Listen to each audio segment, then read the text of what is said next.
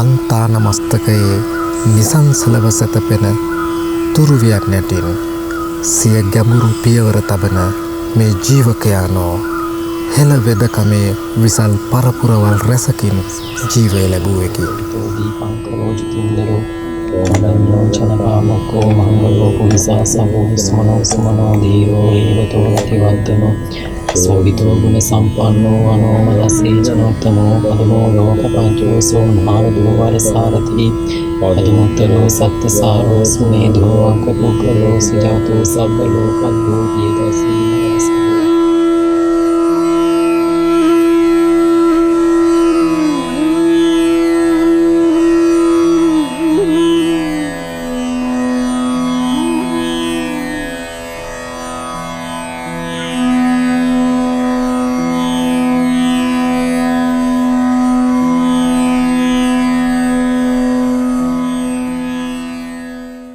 මම මේ විදිහට අපේ කතාව පටන් ගන්නවා. මට මුලින්ම ඔබතුමා කියන්න ඔබතුමාගේ මේ ආරම්භය නැත්නම් මේ වෙදකමේ මූලාරම්භය සිද්ධ වුණේ කොයි විදිහටද? මූලාරම්භය පිළිබඳව කියනකොට මගේ පියාගේ පියා මම දන්න තරමට පියාගේ පියා තමයි ජෝතිෂය පිළිබඳව සහ සර්ප විෂ පිළිබඳව පාරම්පරිකව වෙදකම කරගෙන ගිය කෙනෙක්. ඊට අමතරව පසුව තමයි මගේ පියා මේ වෙදකමට අවතීර්ණ වෙන්නේ. ඒ අවතීර්ණ වුණාට පස්සේ පියාට පස්සේ ගුරු ආශ්‍රය ලැබලා ඊළඟට ශ්‍රී ලංකා ආයුර්වේද වෛද්‍ය සභාවේ බාල රෝග පිළිබඳව විශේෂඥතාවය ලබා ගන්නවා. ව්‍යාපංචි අංකයේ විදිහට මගේ පියාගේ 950. ඒ තරම් ගොඩක් එහාට ඈතට යනවා. ඒ ව්‍යාපංචිය ලබන දින කාලය වෙනකොට. ඉන් අනතුරුව තමයි මගේ ආරම්භය පටන් ගන්න. ඒ ආරම්භය පටන් ගන්නෙම අපි ගෙදර වෙදගෙදර විශාල වැඩ කොටසක් වෙනවා. බේත් නිස්පාදනය වෙනවා, තෙල් නිස්පාදනය වෙනවා. ඒ වගේ බොහෝ දේවල් ගොඩක්. රෝගී පරීක්ෂාව. ඊට පස්සේ මම දැකපු එකක් තමයි මේ රෝගීන්ගෙන් සහ අවට පරිසරයෙන් මේ වෙදකමට තියෙන මහා පිළිගැනීම. ඒ පිළිගැනීමත් එක්ක මට ඇත්තටම හිතෙන්නේ ලොකු ආඩම්බරයක්. ඒ පිළිගැනීම පිළිබඳව. එහෙම යන කාල සීමාවේ තමයි මම වෙදකම පිළිබඳව මම පියාගෙන් විමසීමක් කරන්නේ. ඒ වෙනකොටත් මගේ පවුලේ සහෝදරයෝ 6 දෙනෙක්. මේ 6 දෙනාම ඇත්තම කියනවා නම් කිසිම කෙනෙකුට මේ තෙලක් පදම් කර ගැනීම, කල්කයක් අමරා ගැනීම සහ බෙහෙතක් හඳුනා ගැනීම කියන ඒ ප්‍රායෝගික කොටස් හැම එකක්ම දන්න කෙනෙක් තමයි අපේ පවුලේ හිටපු 6 දෙනා. මේ වෙනතුරුත් ඒ අය යම් ඒ බෙහෙත් සකස් කිරීම සහ හඳුනා ගැනීම යම් කටයුතු වෛද්‍ය කර්මවල යම් තරමින් නියැලී සිටින. ඒ අතරතුර තමයි මම අප සාමාන්‍ය පෙළ ආධාරණ කාලේ ඒ කාලේදී මම පියාගෙන් අහනවා යම් දවසක ගමනක් යනකොට මේ තාත්තා මට බැරිද මේ වෙදකම ඉගෙන ගන්න කියලා. වෙදකම ඉගෙන ගන්නට අහනකොට මගේ පියා කියන්නේ පුතා ඔයාට තව ටිකක් දුර යන්න තියෙනවා. ඔය අධ්‍යාපන කටයුතු තව ටිකක් එහාට යන්නකෝ කියලා කියනවා. ඊට පස්සේ ඒ අධ්‍යාපන කටයුතු වලින් සාමාන්‍ය පෙළ උසස් පෙළ අවසන් වුණාට පස්සේ මම තාත්තත් එක්ක සාකච්ඡා කරලා මගේ වෙදකමේ මේ පාරම්පරිකව ලැබපු දැනුම තව තවත් දියුණු කර ගැනීම සඳහා මම පාරම්පරිකවම ස්ථානයක් හොයනවා. මේ පාරම්පරිකවම ස්ථානයේ වෙනකොට මගේ පියාගේ ඉතාමත් හිතවත් ඉරිසිවරයෙක් බඳු මහා සංගරුවනක් අපිට හමු වෙනවා. ඒ තමයි මාවනැල්ලේ මේ වෙනකොට අපවත් වී වදාළ අලුත් නුවර අනෝමදස්සී හාමුදුරුවන් වහන්සේ. ඒ හාමුදුරුවන්ගේ අසපුවට තමයි මමයි පියයි මගේ මවයි ඒ වෙනකොට මේ වෛද්‍ය ශාස්ත්‍රයේ ඉගෙනුම හදාරන හා තාත්තත් එක්ක සම්බන්ධතාවය තියෙන කර්මාභ්‍යාසය දෙන මගේ ලොකුවයි. ලොකුවයත් එක්ක තමයි යන්නේ මේ අපේ අලුත් නුවර අනෝමදස්සී හාමුදුරුවන් ළඟට.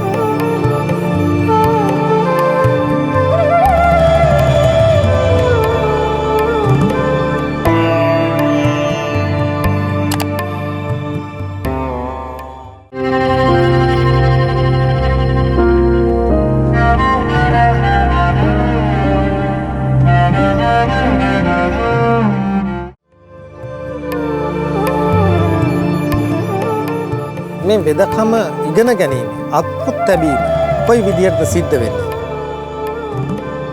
අත්පොත් තැබීම සිද්ධ වෙන නම් මම ඉස්සෙල්ලා කියපු ආකාරයට අපේ අලුත් නුවර අනෝමදස්සී හිමියන් තමයි කර්මාභ්‍යාසය ඇදෙනවා, තෙල් නිෂ්පාදනය කරනවා, ගුලිකල්ක හදනවා. ඉස්සර මේ වගේ මේ කඩවල් වලින් බෙහෙත් ගන්න එහෙම ගමේ වෙද මහත්තයා එහෙම කවදාකවත් යන්නේ නැහැ. ඊටත් වැඩිය එදා තිබුණේ මේ වාණිජමය තත්ත්වයක් නෙවෙයි.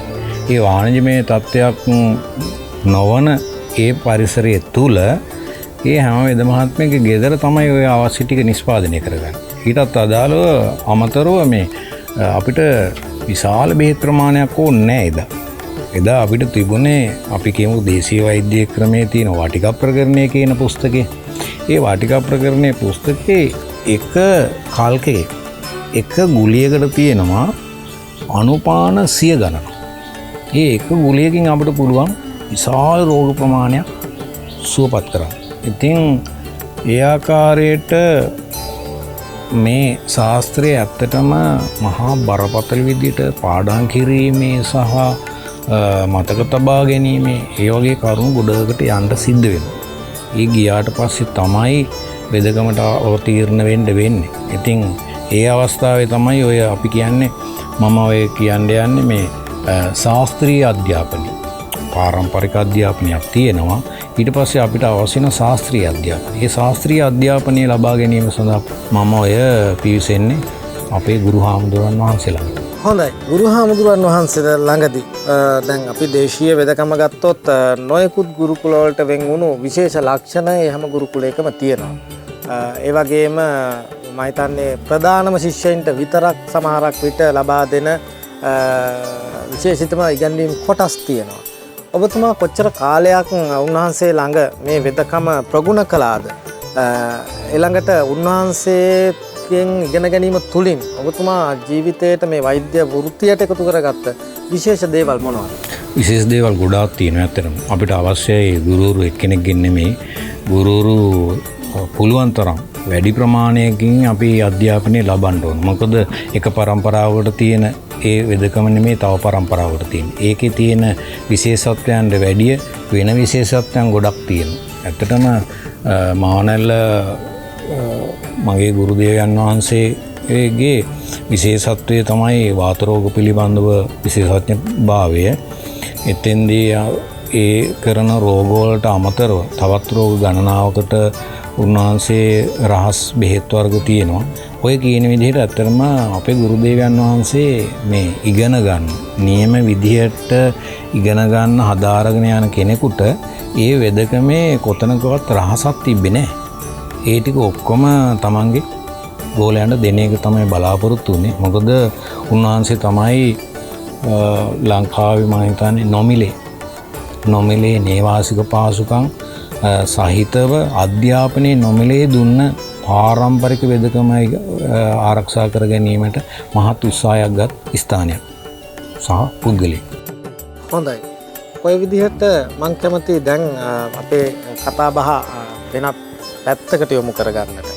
අපේ තියෙන මේ දේශීය වෙදකම, අපේ තියෙන සාම්ප්‍රදායික ක්‍රමවේද මේ සියලු දේ තුලින් ඔබතුමා ලබා ගන්න දැනුමත් එක්ක ඔබතුමාගේ වෛද්‍ය කටයුතු ආරම්භ වෙනවා.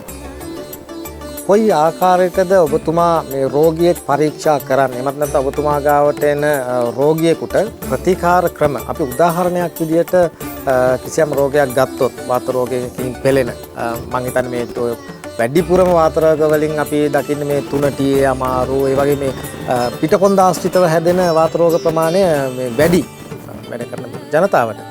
මෙවැනි රෝගියෙකුට ඔබතුමාගේ මේ වෛද්‍ය අසපුව තුළ මේ වෙද අරණ තුළ කොයි ආකාරයෙන්ද ප්‍රතිකාර ආරම්භ වෙන්නේ? මම නිකන් සරලව කැමති දැනගන්න සාමාන්‍යයෙන් කොච්චර කාලයක් විතර එයාට වෙදකම් ලබන්න වෙනවද කියන කරුණු කාරණා මට පොඩ්ඩක් පැහැදිලි කළොත්. මම ඇත්තටම කාල නිර්ණය කරන්න බෑ චිකිත්සාවකදී. ඒ රෝගියාගේ ස්නායු පද්ධතියට හෝ ඊට අදාළව ඒ ඇතිවෙලා තියෙන ආබාධ තත්ත්වය මත තමයි රෝගයා සුවපත් වෙන්නේ.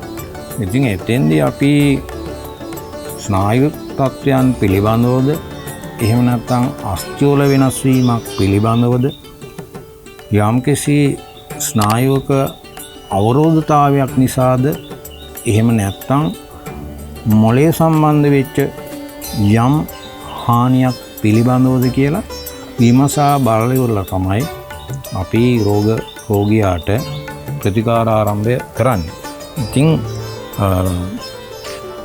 ඒ අතරතුර අපිට හොයාගන්න පුළුවන් රෝගියා අපිට කොයිතරම් කාලෙකින් සුවපත් කරගන්න පුළුවන්ද බැරිද කියන එකත් අපිට නිර්ණය කරගන්න පුළුවන්.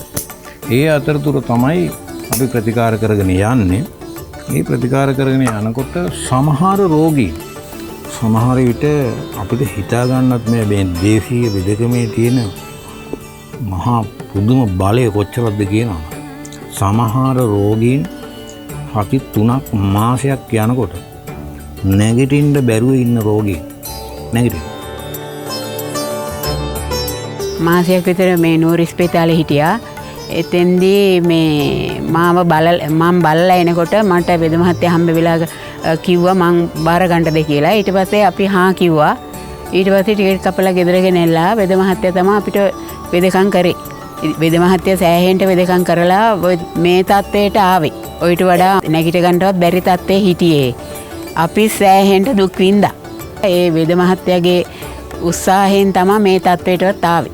දැන් අවුරුදු 4ක් වෙනවා හැදිලා එකපාරම නිකම්ම කකුල පහන නැති වුණා.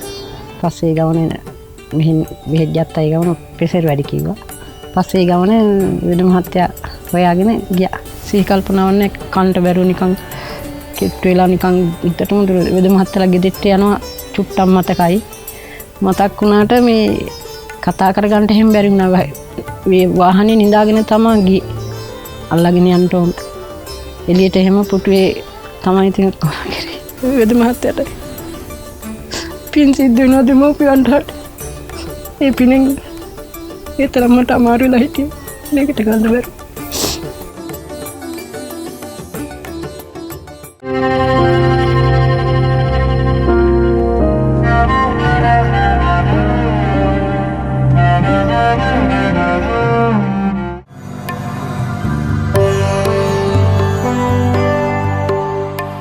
මේ වෙදකමේ තියෙනවා බොහෝ තෙල් සාත්තු ක්‍රමවිදි. ඒවා අපිට දැන් ඔය පේන ඔය සමාජයේ තියෙන මේ පංචකර්ම කියන බෝඩ් යටතේ ඒ කරන ක්‍රියාවලිය නෙමෙයි. අපේ දේශීය වෙදකමේ තියෙනවා මේ ස්නේහ ස්වේද තෙල් ගැන්වීම හා දහඩිය දැන්වීම සහ ඊට එහා ගියේ පූර්ව කර්ම වලට අමතරව අපි ළඟ තියෙනවා පංචකර්ම කියන කොටසක්. ඒ පංචකර්ම කොටස කියන එක ඇත්තටම සමාජයේ දැනගත යුතුමයි. ඒක නිසා මම මේ අවස්ථාවේ පොඩ්ඩක් ඒකත් මතක් කරනවා. මොකද පංචකර්මය කියලා කියන්නේ හිතාගෙන ඉන්නේ මේ තෙල් ටිකක් ගාලා අතුල්ලා මේ ස්ටීම් බාත් එක්ක දාලා මොන හරි වෙයිට් කරන ටිකක් තමයි කියන්නේ. ඒ කරන සාමාන්‍ය රෝගී සකස් කරගන්න කරන පූර්ව කර්ම ටික ඔය කරන්නේ. ඊටමතරව ඒ රෝගියෙකුට කරන්න තියෙනවා. අපිට නාස්නයක් කරන්න තියෙනවා. වීරේකයක් කරන්න තියෙනවා. වස්ති කරන්න තියෙනවා. ඒ වස්තිය කොටස් තව බෙදෙනවා. ඊළඟට අපිට රක්ත මෝක්ෂණය කරන්න තියෙනවා. වමනය කරන්න තියෙනවා. ඒ වගේ පහක් තියෙනවා. ඒ පහට තමයි අපි කියන්නේ ප්‍රධාන කර්ම නැත්තම් පංචකර්ම කියලා කියන්නේ ඒවට. ඔන්න ඔය ක්‍රියාකාරී ප්‍රධාන කර්මයන් රෝගියෙකුට කරන ගමන් රෝගියාගේ තත්ත්වයේ විමසා බලලා අපි ප්‍රතිකාර කරගෙන යනකොට අපිට අනිවාර්යයෙන්ම මාසක් යන මගේ අත්දැකීම තමයි මාසයක් යනකොට සුවපත් වෙන රෝගියා යම් ප්‍රතිඵලදායක තත්ත්වයකට යන සමහර රෝගීන් ඇවිද ගන්න බැරි ඔත්පල වෙච්ච රෝගීන් ඇවිදගෙන යන මට්ටමට අපිට සුවපත් කරන්න පුළුවන්. ඒ මගේ අත්දැකීම.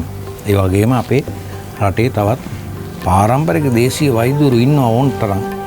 ඔය වැනි විශාල වැඩ කටයුත්තක් කරන මහා බල සම්පන්න ප්‍රතිකාර ක්‍රම තියෙන විශාල පිරිසක් ඉන්නවා.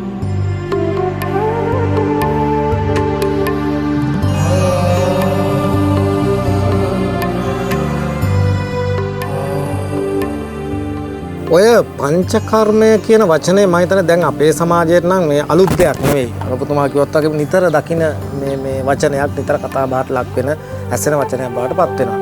දැන් ඔබතුමා පැහැදිලි කළා මේ නොයෙකුත් විරේක ක්‍රම වලින් ශරීරයේ දහඩිය දැමීමෙන් මත් නැත්තම් ඒ වමනය දැමීම මෙවැනි කාරණා වලට තමයි මේ පංචකර්මය වලට අන්තර්ගත වෙන්නේ කියන කාරණාව.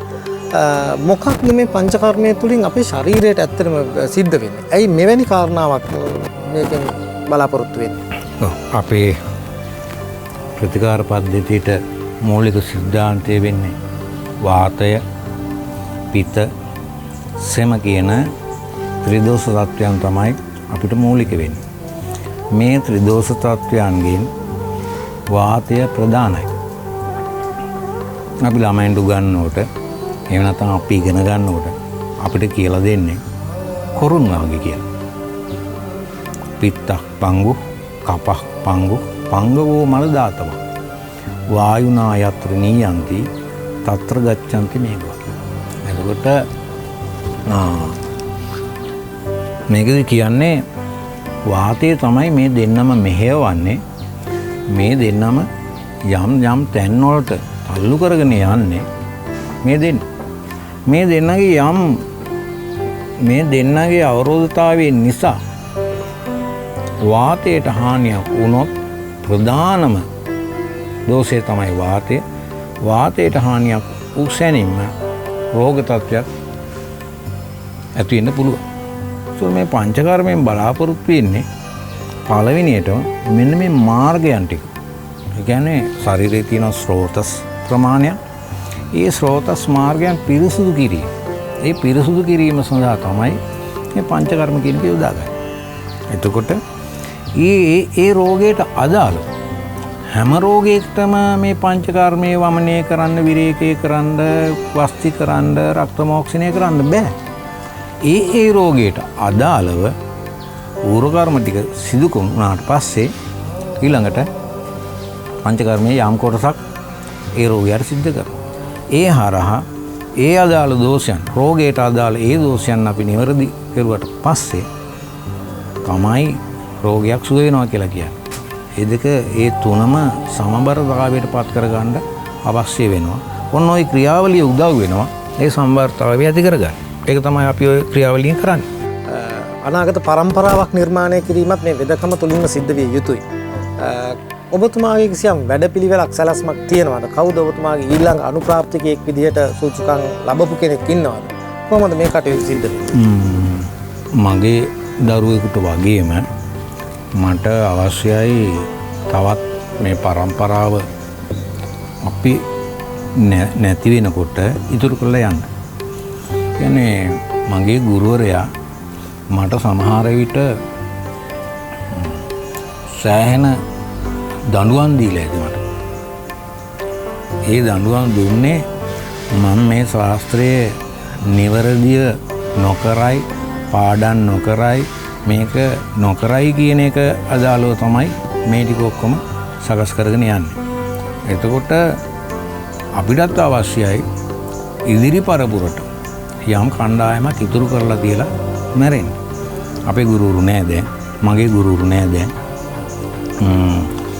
අපි ඉදිරි අනාගතයට අවශ්‍යයි මගේ දරුවා මෙන්ම මම තවත් දරුවන් කීප දෙනෙක් මේ වෙනකොට පුහුණු කරමින් ඉන්නවා.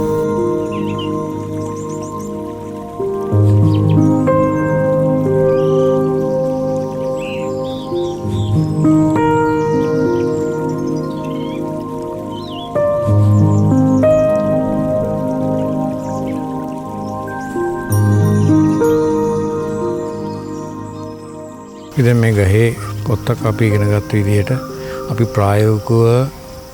අපි ප්‍රායෝගික වෙන්නයි යන්නේ මේ අවස්ථාවේ.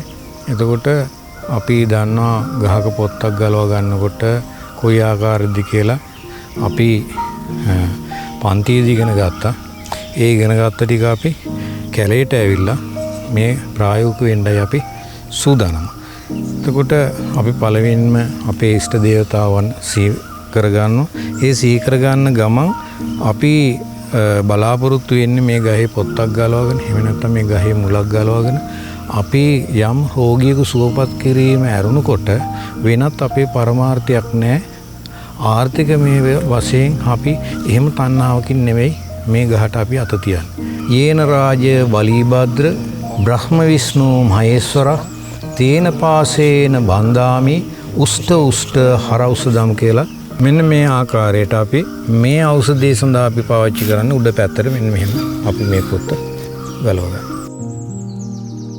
අපේ විද්‍ය පරපුරේ සීයාගෙන් පස්සේ අපේ තාත්තා තාම මේ විද්‍ය ශාස්ත්‍රය ගැන මේ වෛද්‍ය ශාස්ත්‍රය ගැන ඉගෙනගෙන වෛද්‍යවරයෙක් විදිහට දැනට කටයුතු කරන්නේ. එතනින් පස්සේ 4 වෙනි පරම්පරාවට අයිති වෙන මම ඒ වෛද්‍ය ශාස්ත්‍රය ගැන මේ ඉගෙන ගනිමින් පවතිනවා. ඒ වෛද්‍ය ශාස්ත්‍රයේ ඉදිරි වෛද්‍යවරයෙක් වීමට අවශ්‍ය කරන ඒ දැනුම ප්‍රායෝගික දැනුම ඒ ලබා ගැනීමේදී මෙම ස්ථානයේ සහ තව අනිකුත් ස්ථානවලදී ඒ ප්‍රායෝගික දැනුම ලබා ගන්නවා. එපමණක් නොවේ අපිට අවශ්‍ය ඒ කරන පාඩම් කටයුතුද වෛද්‍යවරයෙක් විදිහට අවශ්‍ය කරන ඒ ඖෂධ ලබා ගැනීම, ඖෂධ නිෂ්පාදනය, ඖෂධ සැකසීම, ඖෂධ කල් තබා ගැනීම අනිකුත් සියලුම දේවල් අප විසින් කරන්නේ ඒ වෛද්‍යවරයෙක් විදියට ඉදිරි ලංකාවට අවශ්‍ය ඒ දේශීය වෛද්‍යවරයෙක් විදියට අපිට ඉදිරියට යන්න පුළුවන් සියලුම දේවල් අපි මෙතනින් ප්‍රායෝගික දැනුම සහ අනිකුත් දැනුම පොතපතේ දැනුම ලබා ගන්නවා. මගේ බලාපොරොත්තුව ලංකාවටද ලෝකයටද අපේ මේ දේශීය වෛද්‍ය ශාස්ත්‍රය ඉදිරියට රැගෙන යන්නට අවශ්‍ය සියලුම දැනුම ලබා ගනිමින් අනාගතයට මේ වෛද්‍ය ශාස්ත්‍රයෙන් හොඳ සේවයක් කරන්න තමයි බලාපොරොත්තු.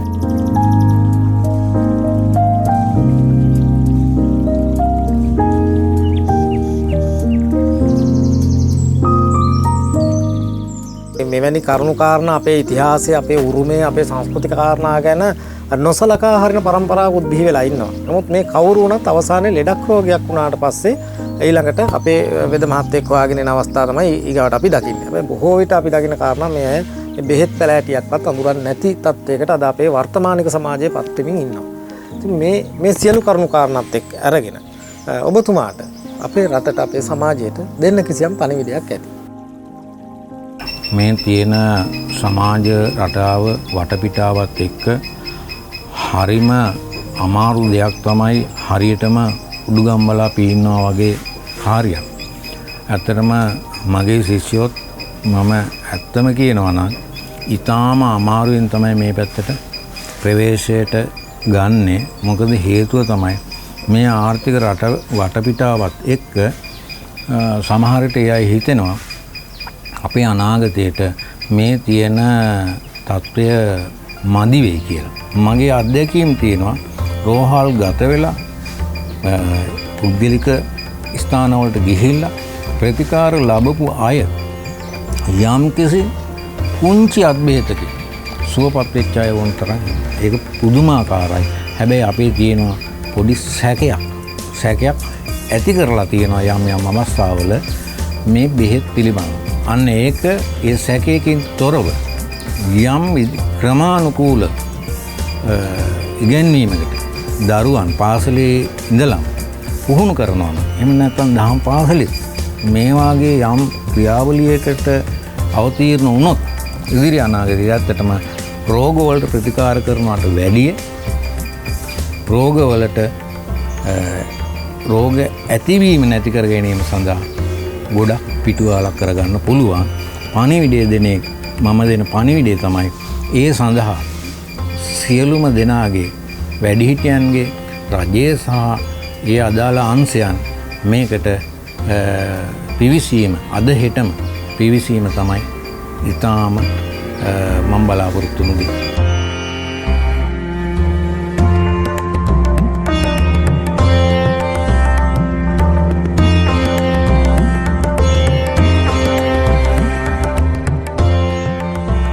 දේශීය වෛද්‍ය විද්‍යාවේ පාරම්පරික උරුමය තවත් සියවස් ගණනාවකට උරුම කර දෙමින් හන්තාන මස්තකයේ ඉරගිලෙන හෝරාවේත් ඔහු නිරාමිස සුවයක් විඳින්නේ සිය සමාජ යුතුකම මනාව ඉටු කළ නිසාවෙනි.